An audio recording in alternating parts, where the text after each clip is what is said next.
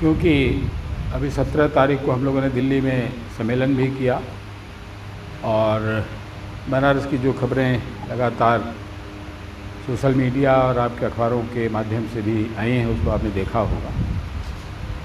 इसीलिए हम सारे लोग जो यहाँ देख रहे हैं, सबसे पहले आदरणीय रामचंद्र राही जी हैं जो यहाँ केंद्रीय गांधी स्मारक निधि है उसके अध्यक्ष हैं और पूरा जीवन उन्होंने जेपी आंदोलन और सर्वोदय के आंदोलन में लगाया है।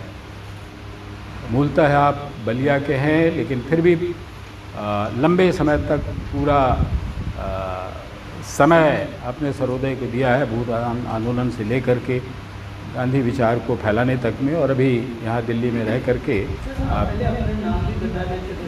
अच्छा सॉरी, मेरा नाम राम धीरज है। मैं सर्व सेवा संघ से हूँ और जो सर्व सेवा संघ की उत्तर प्रदेश इकाई उत्तर प्रदेश सर्वोदय मंडल है उसका अध्यक्ष हूँ, लोकतंत्र सेनानी हूँ और देश भर में गांधी विचार को फैलाने के काम में लगा हुआ हूँ। जैसा मैं कह रहा था कि आदरणीय राही जी हम लोग के बीच में हैं, गांधी स्मारक निधि के अध्यक्ष हैं।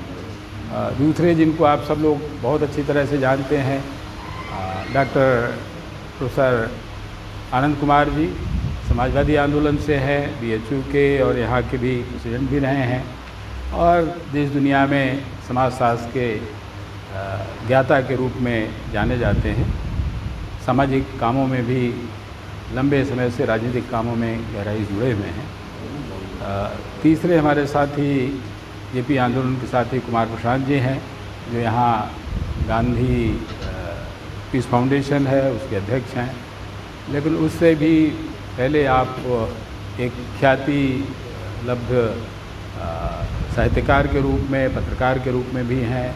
अभी एक पत्रिका निकलती है गांधी मार्ग जो गांधी विचार की है, उसके संपादक भी हैं।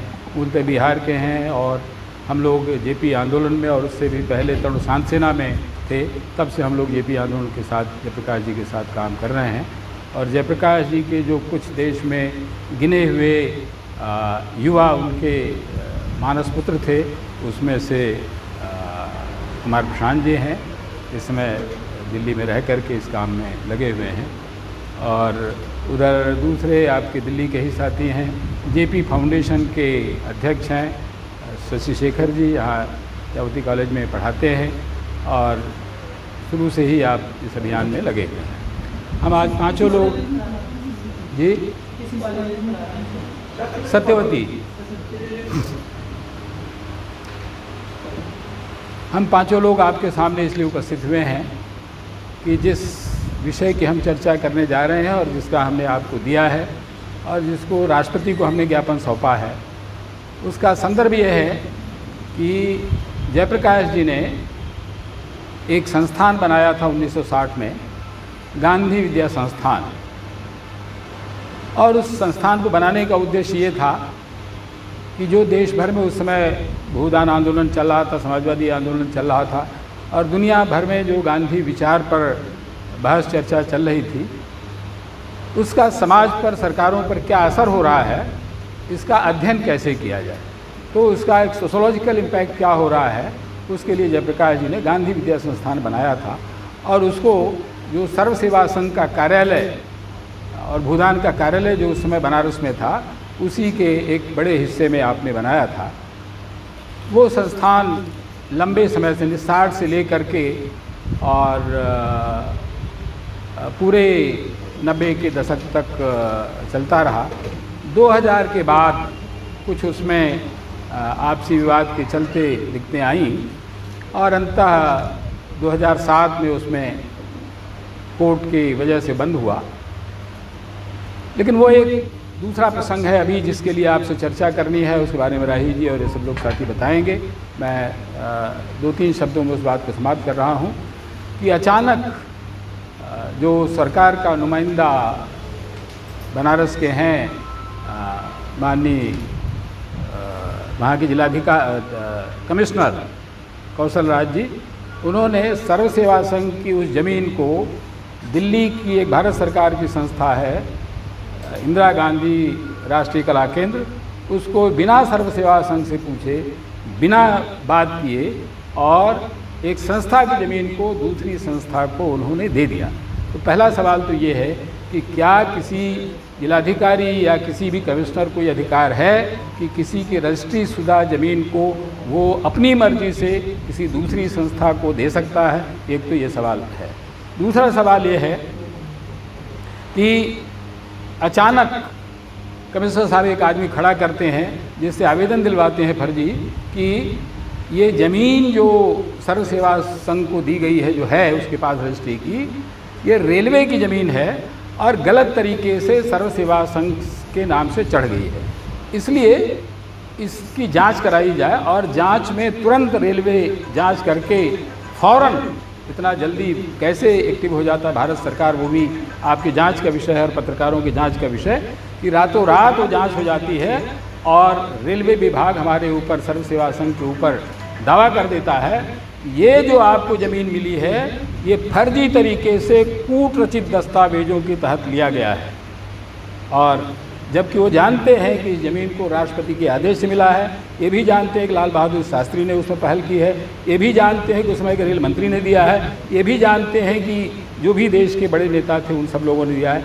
ये भी जानते हैं कि जिस विनोबा भावे ने देश में 14 साल तक पदयात्रा करके और करीब लगभग 50 लाख एकड़ ज़मीन इकट्ठा की और देश के लोगों को, गरीबों को बांटा, उस विनोबा भावे, उस जयप्रकाश के ऊपर ये आरोप है कि आपने 12 एकड़ ज़मीन रेलवे की फर्जी तरीके से अपने नाम से दर्ज करवा दी। तो दूसरा हमारा आपसे निवेदन यह है कि क्या ये जो देश के इतने बड़े बड़े नेता हैं, जिसको भारत सरकार ने खुद भारत रत्न का पुरस्कार दिया है, उसके ऊपर अगर ये आरोप है कि उसने कूट रचित दस्तावेजों से ज़मीन को लिया है, तो क्या न्याय संगत है? तो दूसरा सवाल हम आपके माध्यम से करना चाहते हैं कि अगर ये उचित है तो उसके लिए सब लोगों को, हम सब लोग उसके लिए भागीदार हैं और सज़ा भुगतने के लिए तैयार हैं, लेकिन ये गलत है, 100% गलत है। इसको तत्काल सरकार को और कमिश्नर को भी इसको वापस लेना चाहिए। तीसरी और अंतिम बात यह है, ये जो सारा प्रसंग है वो 15 तारीख को कि कमिश्नर ने एक मजिस्ट्रेट को और पुलिस फोर्स को भेज करके उस जो कोर्ट के आदेश से बंद था ताला उसमें, और वो ताला खुला भी नहीं था, कोर्ट का कोई आदेश भी नहीं है, उन्होंने हमें भी कोई कॉपी नहीं दी, फिर भी उस ताले को तोड़ दिया। जब हमने रोकने की कोशिश की तो ये कहा कि कमिश्नर का आदेश है। मैं ये जानना चाहता हूँ और आपसे निवेदन है कि क्या किसी कमिश्नर को ये अधिकार है कि वो कोर्ट से बंद ताले को तोड़ दे, या उसको ये अधिकार है कि किसी एक संस्था की ज़मीन को वो बिना हमारी मर्जी के दे दे? तो ये जो सीधे तौर पर संविधान की धज्जियाँ उड़ रही हैं, जो कानून की धज्जियाँ उड़ रही हैं, और जो मजिस्ट्रेट को भेज करके, इतनी बड़ी पुलिस फोर्स को भेज करके, क्या उसके लिए उसने कोई वहाँ ज़रूरत थी? ये जो सरकारी धन का अपव्यय हुआ, जो उसने अपने अधिकारों का अपव्यय किया और जो आम जनता के हित के लिए हैं, वो आम जनता को क्या डराने का काम कर रहे हैं? ये जो प्रशासन इस तरह से कर रहा है ये बिल्कुल अलोकतांत्रिक है और इस देश में कम से कम नहीं चलना चाहिए। हम सरकार से तो कह रहे हैं, कह चुके हैं, लेकिन हम आपके माध्यम से ये इसलिए कहना चाहते हैं, इसीलिए आपको तकलीफ दिया, बुलाया। ये जो सारा हो रहा है ये बहुत ही हृदय विदारक है। हमारे राष्ट्रीय नेताओं का अगर इस अपमान होगा, अगर संविधान की धज्जियाँ इस तरह से उड़ेंगी, तो ये देश कैसे चलेगा ये आप सब लोग देखेंगे, बताएंगे। जो जैसा मैंने कहा कि वो ज़मीन तो सर्व सेवा संघ की है और जयप्रकाश जी के आग्रह पर वो संस्थान बना था, जयप्रकाश जी ने ही बनाया था, लेकिन उसमें जो मुख्य भूमिका है, जिसके राही जी इस समय वर्तमान अध्यक्ष हैं, गांधी स्मारक निधि, उसने उस भवन को बनाया है। तो राही जी उसके बारे में बताएंगे। एक मिनट, एक और प्रसंग याद आ गया, उसको कह करके फिर राही जी कहेंगे कि जिस जगह पर उसमें 3 बिल्डिंग है, एक तो मुख्य बिल्डिंग है जो प्रशासनिक भवन है जिसमें रिसर्च का काम होता था, एक जिसमें जयप्रकाश जी रहते थे, और एक भवन है जिसमें डायरेक्टर रहते थे।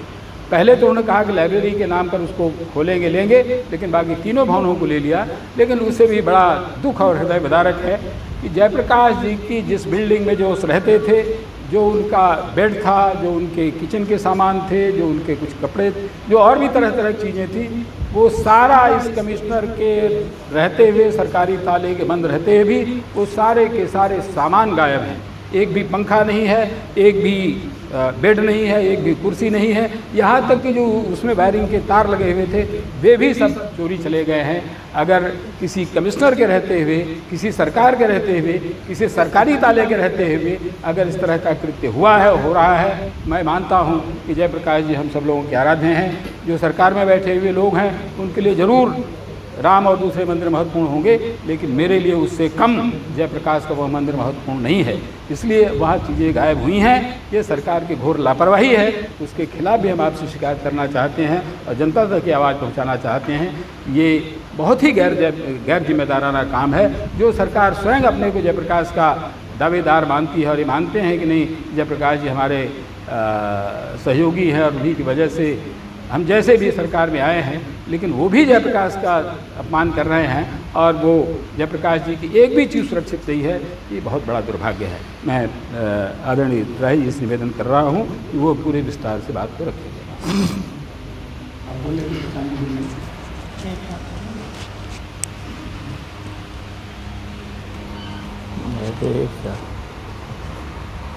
मित्रों,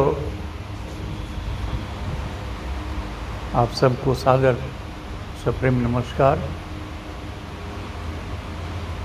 हम सर्वोदय के कार्यकर्ता आमतौर पर प्रेस में चर्चित नहीं होते, प्रेस में आते नहीं, क्योंकि प्रेस में चर्चित विषय वो होता है जो राज्य से संबंधित होता है या अर्थ से संबंधित होता है।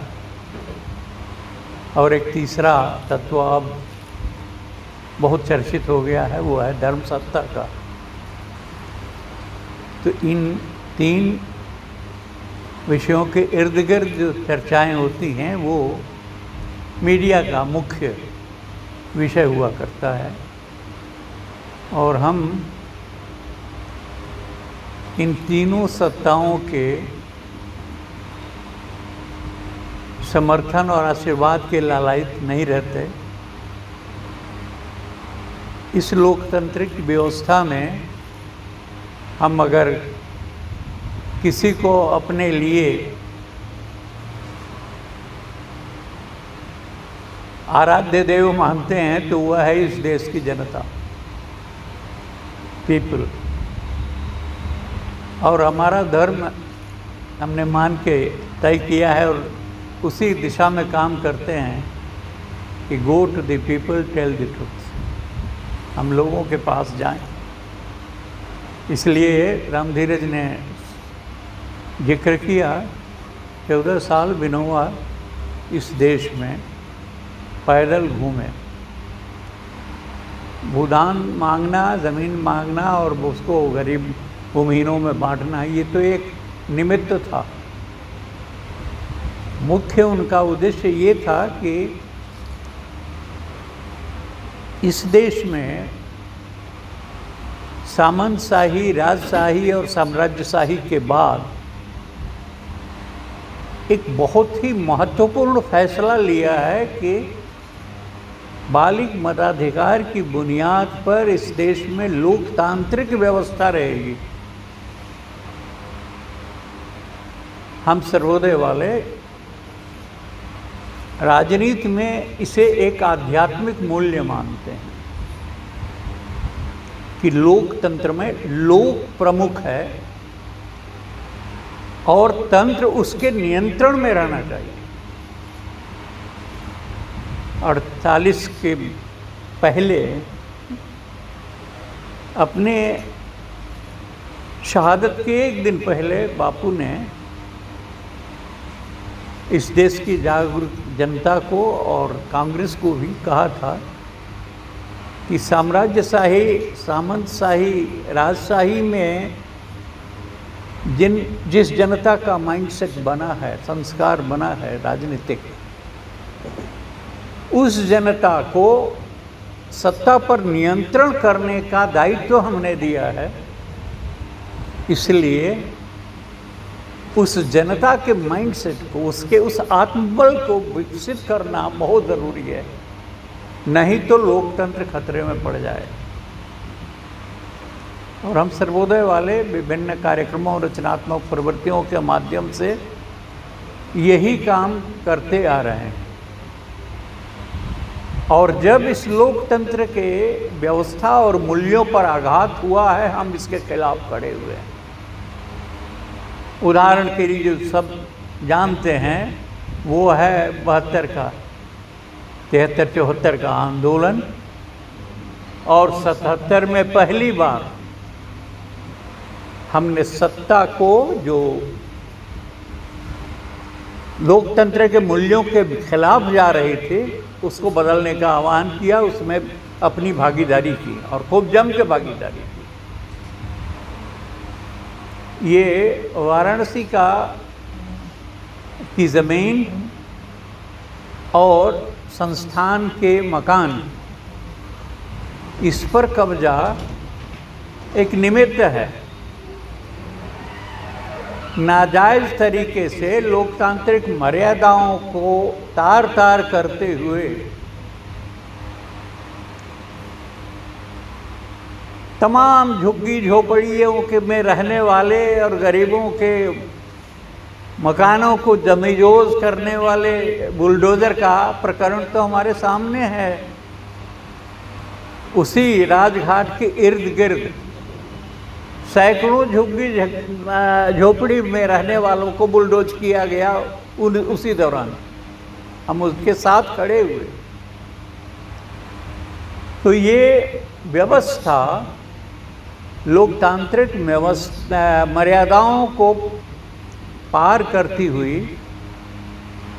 एक फासिस्ट और तानाशाही आक्रामक रूप, एंटी पीपल रूप ले रही है। जयप्रकाश नारायण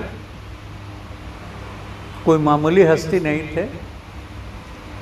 उस ज़माने का रिकॉर्ड उठा के देखेंगे तो आप पाएंगे कि आफ्टर नेहरू हू में जिनका सबसे पहले नाम आता था वो जयप्रकाश नारायण का नाम आता था। उस जयप्रकाश नारायण ने गांधी की बात मानकर पूरे देश में सत्ता की होड़ में नहीं पड़कर जनता को मजबूत करने में लगे, जनता को जागरूक करने, संगठित करने के काम में लगे। हम लोग उनके साथ बिहार के मुजफ्फरपुर के मुसहरी में गांव-गांव घूमे, खुद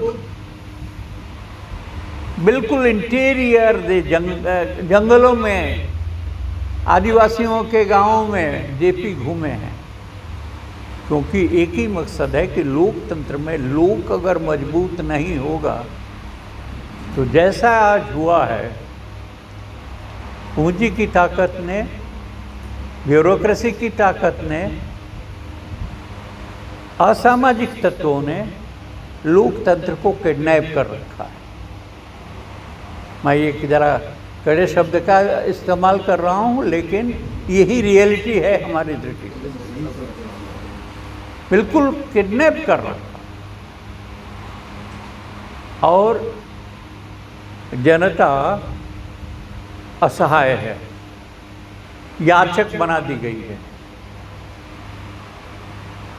इस स्थिति में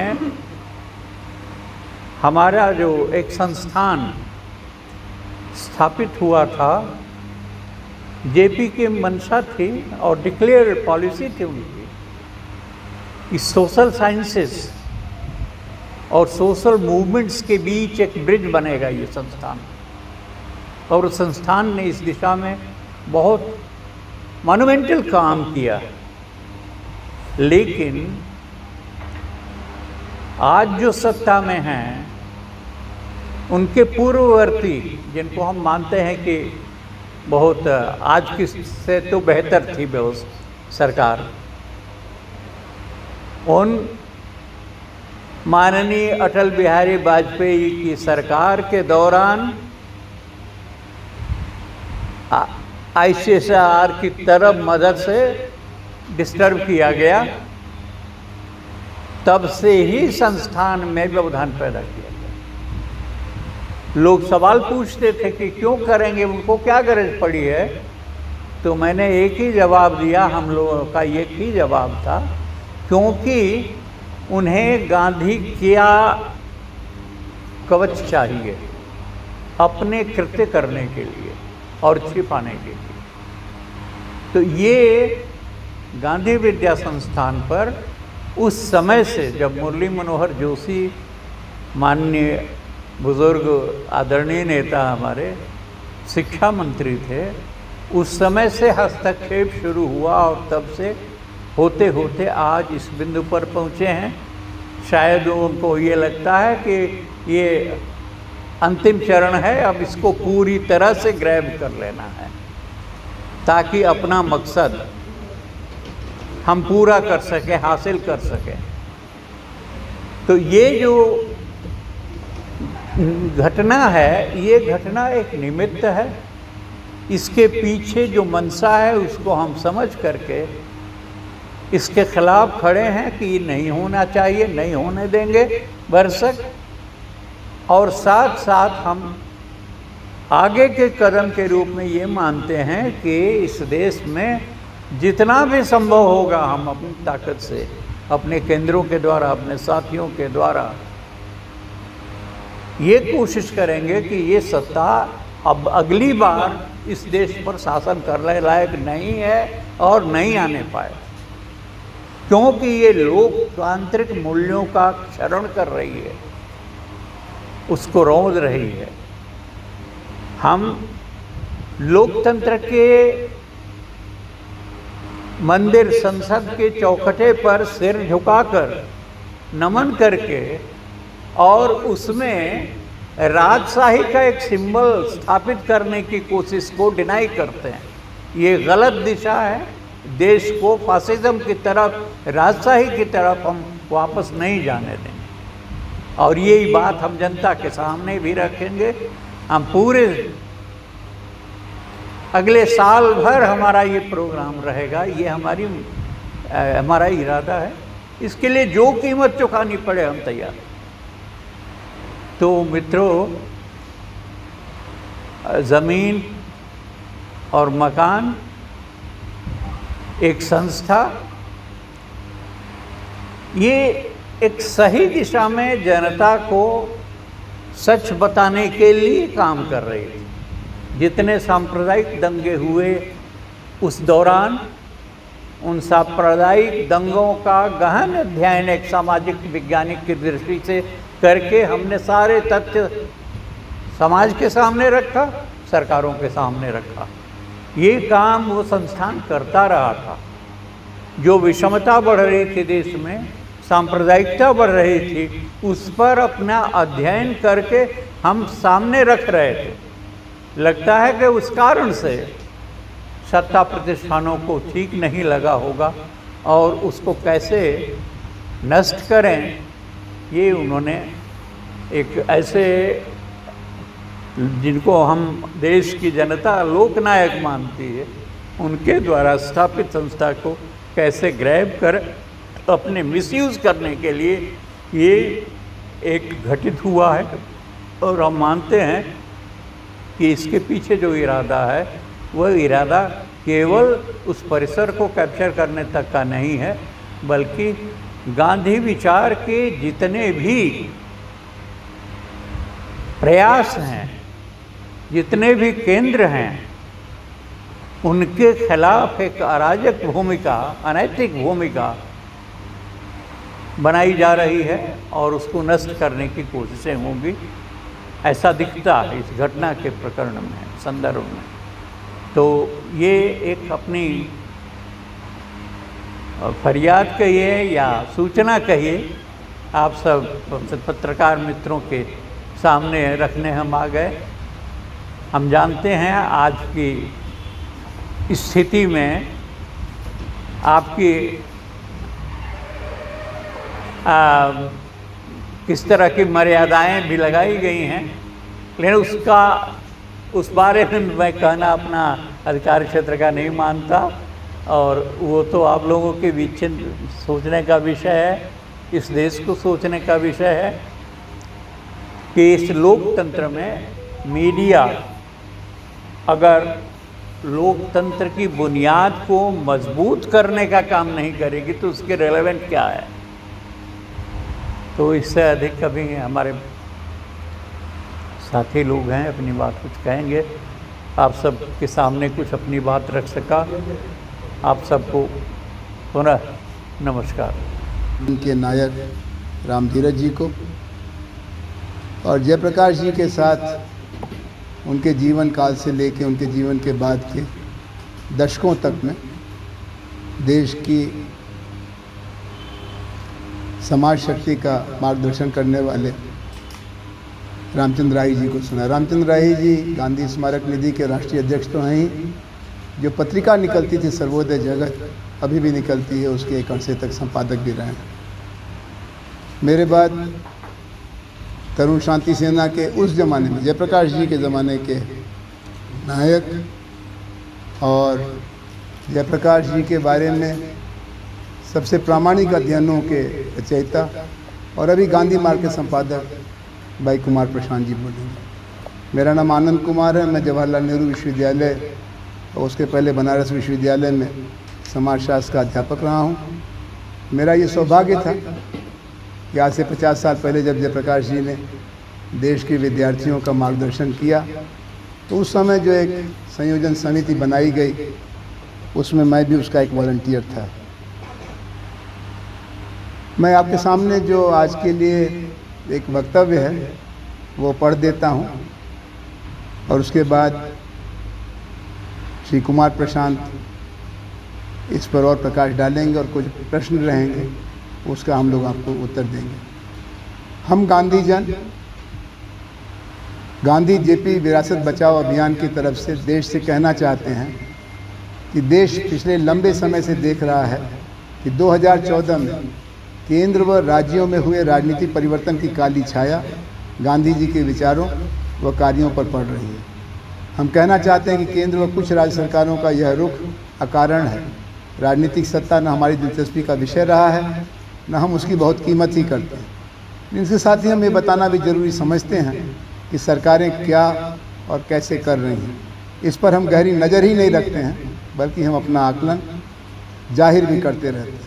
यह हमारी नैतिक जिम्मेवारी है। इसी कारण 1974 में हम कांग्रेस के खिलाफ गए। उस संघर्ष का परिणाम भारतीय लोकतंत्र का एक अध्याय ही बन गया। हम विनम्रता से कहना चाहते हैं कि हमारी तटस्थता को हमारी उदासीनता मानने की गलती सरकारें न करें। इसलिए गांधी परिवार के साथ कैसा रिश्ता रखना है, इसका फैसला राजनीतिक दलों व सत्ताओं को खुद ही करना पड़ता है। हम गांधी विचार के प्रतिनिधि महसूस कर रहे हैं कि हमारे साथ योजनापूर्वक बुरा व्यवहार किया जा रहा है। गांधी की मूर्तियों के सामने सर झुकाना व गांधी विचार व संस्थाओं को कुंद करना, यह दोहरा खेल खतरनाक है। अगला पैरा, देश में जगह जगह गांधी संस्थाओं में घुसपैठ की कोशिशें हो रही हैं। गुजरात विद्यापीठ, अहमदाबाद, साबरमती आश्रम आदि की वारदातें अभी धूमिल भी नहीं हुई थी कि वाराणसी के राजघाट का गांधी परिसर इनके निशाने पर आया है। लोकनायक जयप्रकाश द्वारा स्थापित समाज विज्ञान का प्रतिष्ठित केंद्र गांधी विद्या संस्थान इनकी कुचेष्टाओं से निस्तेज पड़ा था। अब उस पर कब्जा करने की कोशिश हुई। सर्व सेवा संघ का हमारा परिसर भी नाना बहानों से हथियाने की कोशिशें चल रही हैं। इसके खिलाफ हमारा सत्याग्रह वाराणसी में चल रहा है, जिसकी राष्ट्रीय अभिव्यक्ति 17 जून 2023 को देश के स्तर के एक समागम के रूप में दिल्ली में हुई। गांधी जेपी की विरासत पर हो रहे हमलों के खिलाफ तथा गांधी विद्या संस्थान और सर्व सेवा संघ वाराणसी के परिसर पर सरकार द्वारा कब्जे की कोशिशों की समाप्ति तक हमारा सत्याग्रह संघर्ष जारी रहेगा। इस निश्चय के साथ हमारा राष्ट्रीय प्रतिरोध सम्मेलन पूरा हुआ है। सर्व सेवा संघ परिसर में गांधी जयप्रकाश की प्रतिमा पर चल रहा धरना सारे गांधीजनों की साझा जिम्मेवारी है। जब भी वाराणसी व सर्व सेवा संघ के साथी सत्याग्रह में हमारी उपस्थिति चाहेंगे, हम सब वहाँ पहुँचेंगे। यह लड़ाई गांधी विद्या संस्थान के नाम से शुरू जरूर हुई है, लेकिन यह ज़मीन बचाने या संस्था का कब्जा रोकने भर की लड़ाई नहीं है। ये सब तो प्रतीक है। असली लड़ाई तो लोकतंत्र व संविधान को कमज़ोर करने वाली ताकतों के खिलाफ है। यह सरकार यदि अपना रवैया नहीं बदलती तो यह उसका फैसला होगा। गांधी से वह ऐसी लड़ाई मोल लेना चाहते हैं तो ईश्वर उन्हें सद्बुद्धि दे।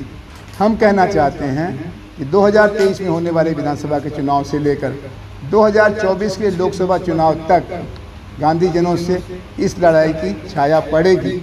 चुनाव उन्हें करना है, वे लड़ाई चुनते हैं तो लड़ाई जारी रहेगी और हम सावधान व संगठित रहेंगे कि इन सभी चुनावों में भारतीय जनता पार्टी व उसके सहयोगी दलों की निर्णायक हार हो। समाज परिवर्तन की हमारी लड़ाई जारी रहे, इसके लिए जरूरी हो गया है कि समाज में सत्ता परिवर्तन की ताकत व समझ पैदा की जाए। हम राजनीतिक सत्ता के नहीं, जनता की राजनीतिक शक्ति के साधक हैं और हम उस मोर्चे से पीछे नहीं हटेंगे। ये बयान सर्व सेवा संघ व गांधी जेपी विरासत बचाओ अभियान द्वारा जारी किया गया। इसमें जो दो बातें जोड़नी है वो ये कि ज़मीन पर इस काम को करने के लिए हम अभी से लेकर अगले 15 अगस्त तक यानी स्वाधीनता दिवस तक जो गांधी और जेपी की जीवन कथा का शिखर बिंदु था भारत की आज़ादी की लड़ाई, तब तक क्रमशः उत्तर प्रदेश में, क्योंकि वाराणसी उत्तर प्रदेश का हिस्सा है, एक समागम करेंगे 23 जुलाई को। उसकी तैयारी उत्तर प्रदेश के साथी कर रहे हैं, लखनऊ के साथियों की मुख्य जिम्मेवारी। उसके बाद सर्व सेवा संघ ने 9 और 10 अगस्त को पूरे देश के गांधीजनों का एक राष्ट्रीय समागम वाराणसी के उसी परिसर में आयोजित किया है जिस पर कब्जे की कोशिश हो रही। इतनी दुस्साहसी हरकत सरकार की, एक बाह न्यायपालिका उसके द्वारा बंद किए ताले को उसकी दूसरी बाह कार्यपालिका कमिश्नर तोड़ता है, और दिल्ली की एक संस्था जो कला और संगीत और साहित्य के लिए बनाई गई है, उसको समाज विज्ञान के लिए बनाई गई जयप्रकाश जी की संस्था का मालिकाना हक दे देते हैं। ये डकैती है, ये एक सामाजिक मंच का हनन, उस पर कब्जा करने की नाजायज कोशिश है। ये एक तरह का हमला है। विदेशी ताकतें हमला करती थी और उस पर हमने अफसोस जाहिर किया है, गुस्सा जाहिर किया, उसका मुकाबला किया है। ये तो अपने देश की हुकूमत है, क्यों कर रही है ये वो जाने, लेकिन हम होने नहीं देंगे, ये हम जानते हैं। इसके बाद ये भी तय किया गया है कि अगर सरकार बात को आगे बढ़ाना चाहती है तो हम राज्य स्तर पर, अभी तो बनारस में एक समिति बनी जिसने बनारस और दिल्ली में सम्मेलन किया, अब हम प्रादेशिक स्तर पर समितियां गठित करेंगे, क्योंकि इस बात की गलतफहमी में कोई न रहे कि गांधी को, जयप्रकाश को मानने वाले खाली बनारस में हैं। पूरे देश में शायद ही कोई जिला ऐसा होगा, शायद ही कोई कस्बा ऐसा होगा और शायद ही ऐसा कोई गांव होगा जहां गांधी और जेपी को मानने वालों की अच्छी तादाद नहीं है। वो एक विनम्र भाव से समाज की रचना का काम कर रहे हैं, लेकिन आप हस्तक्षेप कर रहे हैं तो उसकी कीमत भी आपको अदा करनी पड़ेगी। देश के 70 से ज़्यादा संगठनों ने कल 17 जून को, 18 जून को दिल्ली की राष्ट्रपति के नाम एक साझा ज्ञापन भी दिया है, उसकी प्रति भी आपको दी गई है। और वो ज्ञापन देश के सबसे बड़े जन आंदोलन संगठनों के मंच NAPM से लेकर के कस्बा स्तर पर काम करने वाले रचनात्मक संगठनों द्वारा दिया गया है। इसमें JP foundation, Gandhi peace foundation, Sarva Seva Sangh, Gandhi स्मारक निधि जैसे राष्ट्रीय प्रभाव वाली संस्थाओं से लेकर के स्थानीय स्तर पर काम कर रहे बुद्धिजीवियों, नौजवानों और समाजकर्मियों के संगठन हैं। हमारी कल इंदिरा गांधी राष्ट्रीय कला केंद्र के निदेशक श्री राम बहादुर राय से लंबी बात हुई, हमने उनको भी एक ज्ञापन दिया और उस ज्ञापन में कहा गया है कि हमारी कुल 3 प्रार्थना है, आह्वान है, आग्रह है, सुझाव है। नंबर 1, जो ताला आपने तोड़ने की हिम्मत की है उससे पहले की स्थिति में सर्व सेवा संघ और गांधी विद्या संस्थान को पहुंचाया जाए। अपनी पुलिस हटाओ, अपना पहरा हटाओ, अपना कब्जा हटाओ। नंबर 2, आपने 2.5 एकड़ जमीन सर्व सेवा संघ परिसर की काशी विश्वनाथ मंदिर के नवनिर्माण के बहाने हासिल की और पिछले 2.5 बरस से आप उस पर कब्जा किए हुए हैं। ये चोरी और सीनाजोरी नहीं चलने दी जाएगी, देश को बताया जाएगा। और नंबर 3, जो न्यायालय में विवाद है उसको निपटाने का त्वरित इंतजाम किया जाए, लेकिन न्यायालय के ऊपर नौकरशाही का हुक्म चलाना हमें सत्याग्रह के लिए मजबूर करेगा। अभी मुझे यही कहना था। मैं आप सब की तरफ से गांधी शांति प्रतिष्ठान के अध्यक्ष, गांधी मार्ग के संपादक और इस संघर्ष के एक नायक भाई कुमार प्रशांत जी से आग्रह करूंगा कि वो आपको संबोधित करें। इनके बोलने के बाद डॉक्टर शशि शेखर सिंह जो दिल्ली विश्वविद्यालय के प्राध्यापक हैं, जेपी फाउंडेशन के अध्यक्ष हैं, वो आपसे अपनी बात कहेंगे और फिर आपके सवाल जवाब का समय रहेगा। भाई कुमार प्रशांत जी।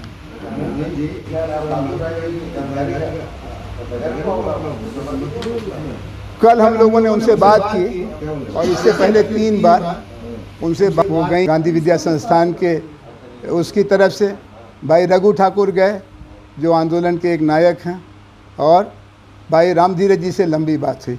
तो ये अनजाने में अबोध, जिसको कहते हैं कि बिना जाने पूजे नहीं हो रहा, सब समझ बूझ के हो रहा है। भाई कुमार प्रशांत जी। जितनी ज़रूरी बातें थी इस मुद्दे के बारे में, संघर्ष के बारे में,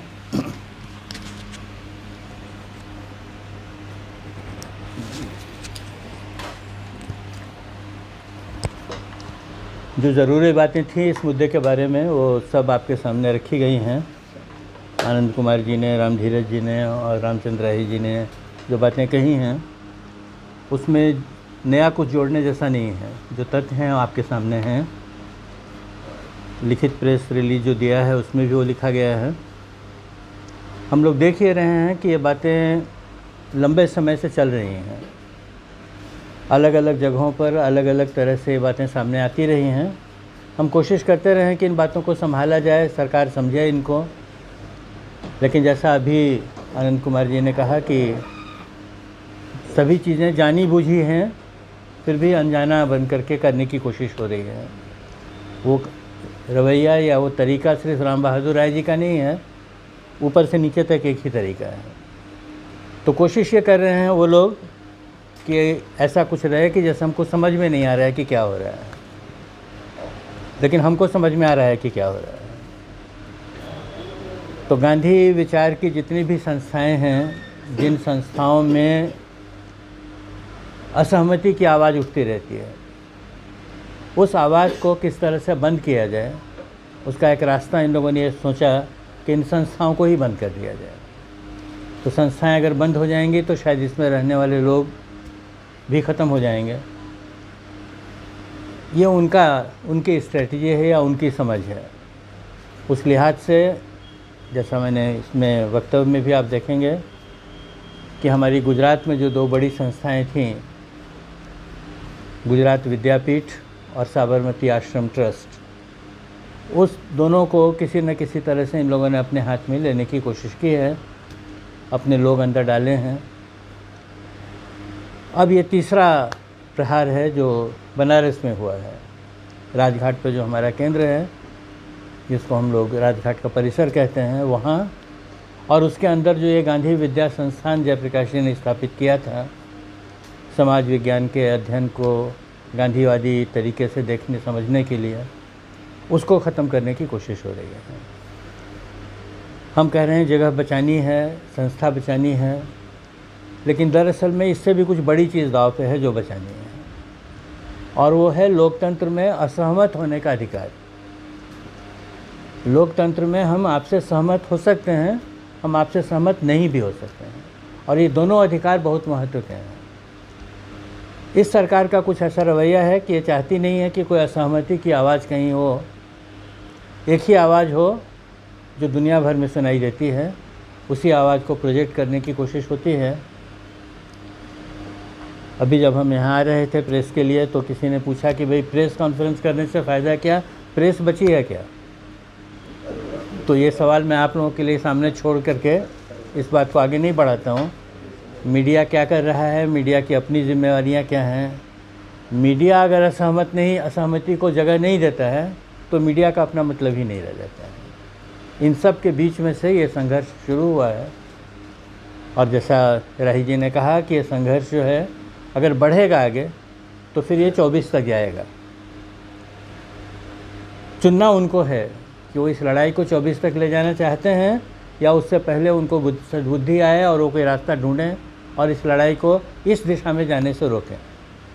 चुनाव उनका है, तो जैसा भी चुनाव करेंगे वैसा जवाब उनको गांधी वालों की तरफ से मिलेगा। गांधी वाले जब मैं कहता हूँ तो उसकी परिभाषा भी मैं कह देता हूँ आपसे कि इस देश में जो लोग भी लोकतांत्रिक मूल्यों को मानते हैं वो सभी गांधी वाले हैं। वो संस्था में हैं कि नहीं हैं, कहाँ हैं, वो सवाल बहुत छोटा पड़ गया है। अब डेमोक्रेटिक वैल्यूज़ में जिन लोगों की आस्था है और जो लोग उसको बचाना और मजबूत करना चाहते हैं वो सब लोग गांधी वाले हैं। उस अर्थ में मैं कह रहा हूँ कि अगर गांधी वालों से लड़ लेने की सरकार की तैयारी हो, उसका फैसला हो, तो उसका निर्णय है वो जाने। तो मैं समझता हूँ कि इतनी भूमिका काफ़ी है। शशि शेखर जी अपनी बात कहेंगे, उसके बाद आपको जो भी इस विषय में और पूछना हो आप पूछ सकते हैं। मुझे लगता है साथियों, हमारे वरिष्ठ साथियों ने जो बातें की हैं, जो तथ्यगत बातें भी हैं और जो वैचारिक हमला है उसकी ओर इशारा बहुत साफ शब्दों में किया गया है। तो इसके संबंध में बहुत अधिक कहने की मुझे आवश्यकता अब नहीं है। सिर्फ कुछ बातों को मैं इसलिए दोहरा रहा हूँ कि जो बातचीत कल राम बहादुर राय जी के साथ हुई, वहाँ भी बहुत जो हमारे प्रोफेसर आनंद जी ने कहा है, पहली बात की गई है कि भाई आप वहाँ से जो भी नियंत्रण है उसको हटाइए पहले और यथास्थिति को स्थापित कीजिए। दूसरी बात, जो आपने वहाँ पर जिस प्रकार से भी षड्यंत्र करके वहाँ ये कहने की कोशिश कर रहे हैं कि रेलवे ने गलत ढंग से जो है वो ज़मीन लिया गया है, इसका अर्थ ये होता है कि रेलवे ने वो ज़मीन दी नहीं, रेलवे से वो ज़मीन किसी प्रकार से फर्जी तरीके से ले ली गई। तो लाल बहादुर शास्त्री जो उसमें रेलवे मंत्री थे, जयप्रकाश नारायण जी और तमाम जो हमारे राष्ट्रीय नेता थे, उन पर ये बहुत गंभीर आरोप उन्होंने लगाया। मुझे लगता है इन आरोपों को टोटलिटी में देखने की आवश्यकता है कि लगातार जिस प्रकार से वो इतिहास को बदलने की कोशिश कर रहे हैं, राष्ट्रीय नेताओं को राष्ट्रीय महत्व के संस्थानों के नाम बदलने की कोशिश कर रहे हैं, मुझे लगता है उसी टोटलिटी में, उसी संपूर्णता में इस प्रकार के हमलों को देखा जाना चाहिए। और इस बात का ये प्रतीक है कि देश में जनतंत्र को कैसे बचाएंगे, जनतांत्रिक मूल्यों की कैसे रक्षा होगी, क्योंकि गांधी यद्यपि राज्य सत्ता के वो खिलाफ थे, लेकिन जो जनतांत्रिक संविधान बना और जो जनतांत्रिक व्यवस्था बनी उसके संबंध में ये हम सब की अब जिम्मेदारी हो गई है कि गांधी के विचारों का सम्मान करते हुए, गांधी के रचनात्मक मूल्यों को सम्मान देते हुए लोकतंत्र को भी बचाने की जिम्मेदारी। और यही कारण है कि देखिए, सामान्यतः जो राज्य सत्ता से हम लोगों का सीधा कोई संबंध नहीं होता है, लेकिन जब आवश्यकता हुई तो जयप्रकाश जी ने कैसे 74 में उसके पूर्व नवनिर्माण आंदोलन गुजरात और फिर 74 के आंदोलन में उन्होंने नेतृत्व भी संभाला और यहाँ तक कि आवश्यकता हुई तो जनतंत्र को बचाने के लिए उन्होंने सत्ता को भी बदलने की कोशिश की और उसमें जनता की सहायता से वो सफल भी हुए। तो मुझे लगता है कि अगर इस प्रकार की चीज़ें नहीं रुकती हैं, जो मुझे पूरा विश्वास है वो नहीं रुकेंगे, वो फांसीवादी विचार जो थोपना चाहते हैं वो बहुत नियोजित ढंग से चल रहा है। और चूँकि जिस प्रकार की क्रियाएं हो रही हैं, आप देख रहे होंगे नित रूप से ये क्रियाएं हो रही हैं, तो मुझे लगता है ये रुकेगी नहीं, लेकिन उसको रोकने की जिम्मेदारी हम सब की है, इस देश की जनता की है, कम से कम उस जनता की है जो संविधान में विश्वास करते हैं, जो लोकतंत्र में विश्वास करते हैं, जो गांधी और जयप्रकाश के मूल्यों में विश्वास करते हैं, उनकी ये जिम्मेदारी है। और मुझे लगता है कि हम सबको मिलकर ये जिम्मेदारी उठानी भी चाहिए। और यदि सत्ता में बैठे हुए लोग इस लोकतांत्रिक मूल्य के खिलाफ हैं तो उन्हें भी परास्त करने की कोशिश करनी चाहिए। परास्त ही नहीं, एकमात्र सत्ता से हटाना ही उद्देश्य नहीं होता। ऐसी शक्तियों को सदा के लिए अगर जो है समाज में पूरी तरह से कमज़ोर कर दिया जाएगा तो भारत भी सुरक्षित रहेगा, भारत में जनतंत्र भी। और इस प्रकार के जो हमले हो रहे हैं, जो कोशिशें हो रही हैं, आपको क्या लगता है कि एक कमिश्नर की ये औकात है कि वो इस प्रकार से राष्ट्रीय महत्व के किसी संस्थान पर वहाँ पुलिस भेज करके ताले तोड़ने की कोशिश करते हैं? मुझे नहीं लगता है कि कमिश्नर की इतनी औकात हो सकती है। ये ऊपर से ही सब कुछ नियोजित तरीके से हो रहा है। तो मुझे इस संबंध में आप तमाम साथियों से निवेदन है, मीडिया की भूमिका पर हमारे साथियों ने बहुत कुछ कहा है और आपकी जिम्मेदारी भी है, और हम सब मिल करके इस जिम्मेदारी का निर्वहन करें। और पुनः एक बार हम इस बात को दोहराते हैं कि जो सरकार की कोशिश हो रही है पहली कोशिश हो कि वहाँ से पुलिस हटाए, वहाँ से गार्ड हटाए, जो ताले तोड़े गए हैं वो ताले वापस करें और वहाँ गांधी विद्या संस्थान को कहें कि आप अपने ताले लगाइए, ये आपकी संपत्ति है, आपकी मिल्कियत है और आपका इस पर हक है। इसके बाद ही कोई संवाद होगा, अन्यथा सत्याग्रह होगा, संघर्ष होगा और हमारी कोशिश जारी रहेगी। धन्यवाद।